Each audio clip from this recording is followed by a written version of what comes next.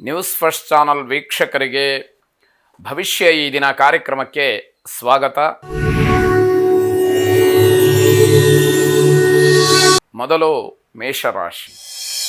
ಮೇಷರಾಶಿಯವರಿಗೆ ಮನಸ್ಸು ಹಲವಾರು ರೀತಿಯಲ್ಲಿ ವಿಚಲಿತವಾಗಬಹುದು. ಯಾವ ವಿಷಯಕ್ಕೆ ಅಲ್ಲಿ ಮನ್ನಣೆಯನ್ನು ನೀಡಬೇಕು ಅನ್ನುವಂಥದ್ದೇ ಗೊಂದಲವಾಗಬಹುದು. ಈ ರೀತಿಯಲ್ಲಿ ಮನಸ್ಸನ್ನು ಕೇಂದ್ರೀಕರಣ ಮಾಡೋಕ್ಕಾಗ್ದಲೆ, ಮನಸ್ಸನ್ನು ನಿಮ್ಮ ಹತೋಟಿಗೆ ತಗೊಳ್ಳೋಕ್ಕಾಗ್ದಲೆ ತೊಂದರೆಯನ್ನು ಪಡ್ತೀರಿ ಎನ್ನುವಂಥದ್ದು. ಮನೆಯಲ್ಲಿ ಅಶಾಂತಿಯ ವಾತಾವರಣ ಇರುತ್ತೆ.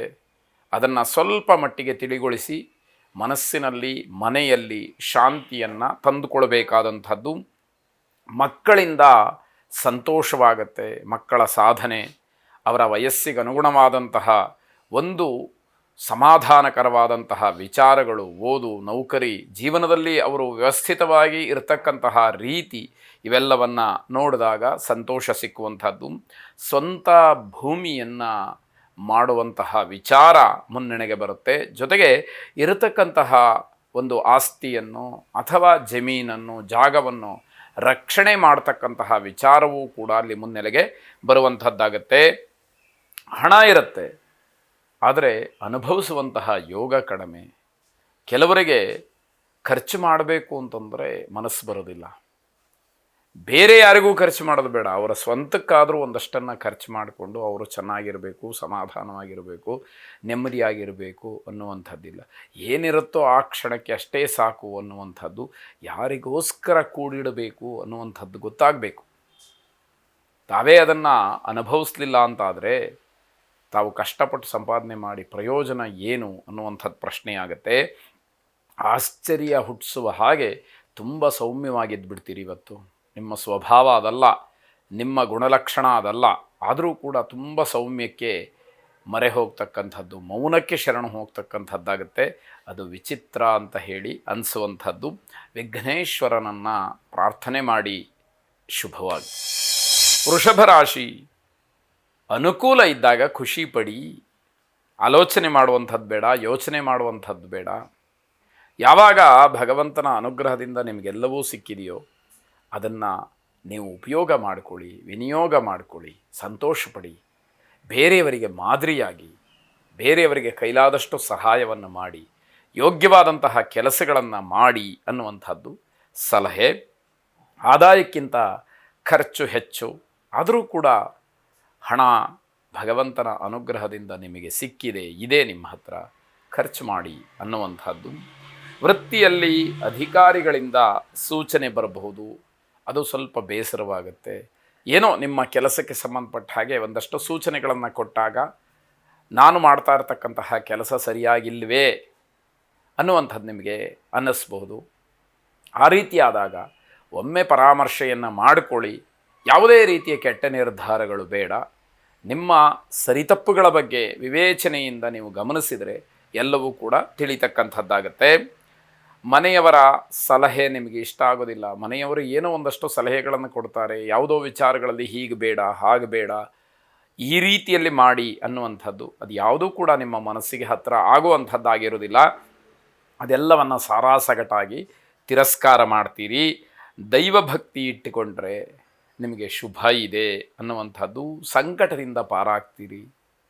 ಅನಾಥೋ ದೈವರಕ್ಷಕಃ ಅನ್ನುವಂತಹ ಒಂದು ದೊಡ್ಡದಾದಂತಹ ಅನುಭವದ ಮಾತಿದೆ.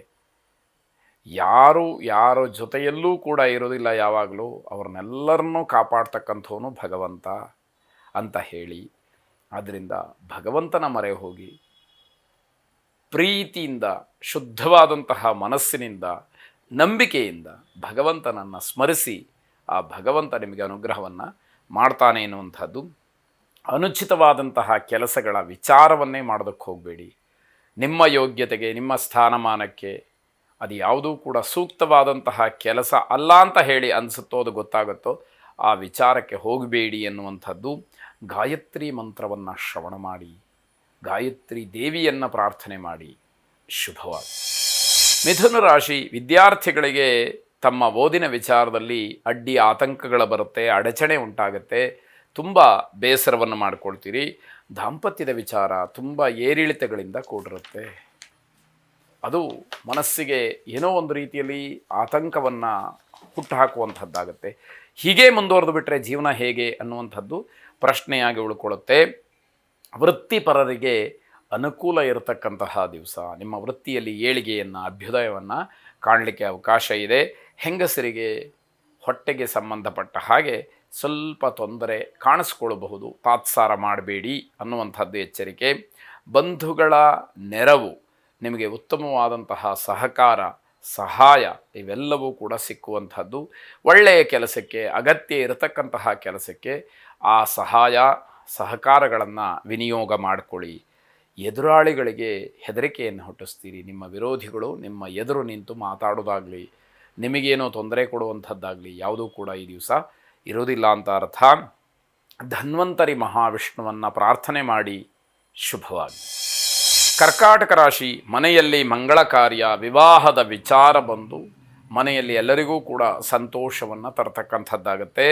ಉದ್ಯೋಗದಲ್ಲಿ ಬಡ್ತಿ, ಹೊಸಬರಿಗೆ ಅವಕಾಶ ಇವೆಲ್ಲವೂ ಕೂಡ ಇರತಕ್ಕಂಥದ್ದಿದೆ. ಮನಸ್ಸಿನ ಅನುಮಾನಗಳೇನಿರುತ್ತೆ ಅದು ಕೆಲವು ನಿಜವಾಗತ್ತೆ. ಆಗ ನಾನು ಆಲೋಚನೆ ಮಾಡಿದ್ದು ಸತ್ಯ ಆಯಿತು ಅನ್ನುವಂತಹ ಒಂದು ಧೈರ್ಯ, ಇನ್ನೊಂದು ನಾನು ಸತ್ಯವನ್ನು ಕಂಡುಹಿಡದೆ ಅಂತಕ್ಕಂತಹ ಆತ್ಮತೃಪ್ತಿ ನಿಮಗೆ ಸಿಕ್ಕುವಂಥದ್ದಾಗತ್ತೆ. ಕೆಲಸಗಳನ್ನು ಮಾಡುವಾಗ ಏಕಾಗ್ರ ಚಿತ್ತದಿಂದ ಮಾಡಿ, ಪೂರ್ತಿ ಗಮನವನ್ನು ಆ ಕೆಲಸದ ಮೇಲೆ ಕೊಟ್ಟು ಕೆಲಸವನ್ನು ಮಾಡಿ ಪೂರೈಸಬೇಕಾಗತ್ತೆ. ಸಭ್ಯವಾದಂತಹ ನಡವಳಿಕೆಯಿಂದ ಬೇರೆಯವರಿಗೆಲ್ಲರಿಗೂ ಕೂಡ ಇಷ್ಟವಾಗತ್ತೆ, ಆದರೆ ಮನೆಯವರಿಗೆ ಸ್ವಲ್ಪ ಕಷ್ಟವಾಗತ್ತೆ.